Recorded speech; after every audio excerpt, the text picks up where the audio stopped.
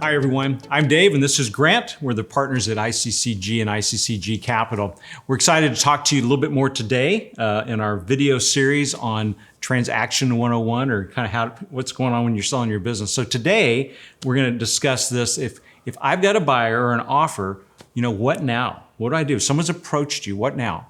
Well, these days, business owners get calls and emails constantly. We know. We've been those people. And we have buy-side engagements that require us to reach out to owners. So we even know how to do that. So what do you do when you have someone interested in buying your business and you're interested in perhaps pursuing that? Well, here's some initial thoughts. Grant, take it over. Yeah, the first advice we always give our clients is, look, don't be distracted from what you do on a daily basis. Right. The worst thing that can happen is a downturn in your business because you get distracted by the opportunity or an offer that comes across your desk. Right. You're going to get offers if you're successful. And Can I stop here and say something? I just thought about this. But don't distract me. Years and years ago, we received one of those letters. Yeah. And remember, about $40,000 later, this is almost embarrassing, but hey, we're learning from our victories and our defeats. $40,000 later, we realized that it wasn't going anywhere. That's right. We'd been invited to a seminar on how to sell your business and on, and it didn't happen. Well, there's a lot of people out there that want to package your business and charge you for it, and they're not really equipped to make offers. Not only are they not equipped to make offers, they really are not interested in buying your business. They're just interested in selling you services, as you know. So an offer is not a commitment. It's a statement of interest, right? So it's always conditional on an agreement on price and the buyer's perception of the value of the business. So like Grant said, don't be distracted. Keep operating your business and pull in an intermediary and let them do that part of your work. And one thing, an intermediary, and if you want to know what the technical definition of that is, well, we don't really do technical definitions. No, we just try to explain what very elementary definitions. Look at our blog. We've talked about what an intermediary does, but getting a hold of one also allows you to stay on task with your business, but also making sure that the prospective buyer has the right information to make an informed offer, right. And that the offeror or the person who is actually wanting to buy your business has the actual capability of funding and buying the business. Yeah.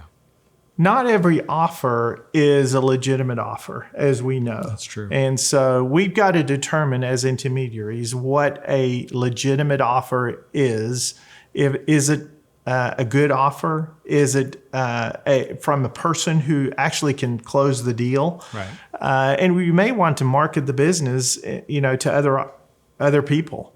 Yeah. One of the things that we suggest always to our prospective clients, and that is that you contact us, sit down with us at our table, either virtually or in person, and give us some initial information. So one of the things we want to see is maybe a couple of years of tax returns, a couple of years of financial statements. So let me stop you right here, because this is now turning into more, how do I prepare my business for sale? Which, what he's about to tell you, folks, could be 2 to 3 years in advance of you actually wanting to sell. This is one of these things we do to prepare. Right. Or you can wait till you get an offer and then you're kind of scrambling, but preparing is always going to be better for you. But nobody can appraise an offer that you get. If somebody walks up and says, hey, I'm going to give you 1 times revenue, or I'm going to give you 5 times EBITDA, then nobody can appraise what that offer looks like unless they look at some of the information we're talking about. So what kind of information are you going to need? So a couple of years of tax returns, a couple of years of financial statements would really help us, because it kind of in the back of our heads, we're thinking how to structure it, because what you're going to want to know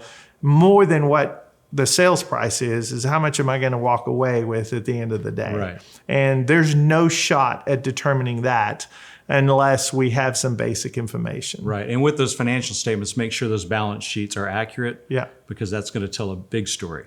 Yeah. And obviously, we have people on staff who can help determine whether your financial statements are in fact capable of going through some of the due diligence that is coming up. So one of the things, larger companies will go through either audits or have larger experienced CPA firms that prepare financial statements and other attest situations. But if you're going to sell to a sophisticated buyer, they're going to put you through either a quality of earnings or some really deep dive due diligence process that you need to be ready for. And some businesses just candidly are just not ready for that. Yeah, we're going to get into some of that. We have some of our videos actually explain what the quality of earnings and some of those are, so that you'll know what to expect. And our main goal, we just want to help educate you as we've learned through the years, both in good ways and not so good ways. So stay tuned and learn from our experience and from our trials and tribulations, but also just from years of being on the same side of the table as you are in selling after building and buying our own businesses. Check out our website. We'll see you next time.